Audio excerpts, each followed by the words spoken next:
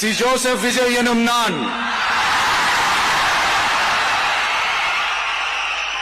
தமிழ்நாட்டு அரசின் முதலமைச்சர் என்ற முறையில் எனது கவனத்திற்குள்ளாவதும் தெரிய வருவதுமான எந்த பொருளையும் முதலமைச்சரின் கடமைகளை உரியவாறு நிறைவேற்ற தேவையான அளவுக்கன்றி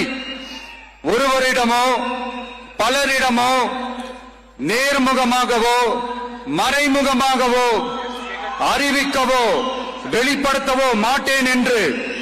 ஆண்டவன் மீது ஆணையிட்டு உறுதிமொழிகிறேன்.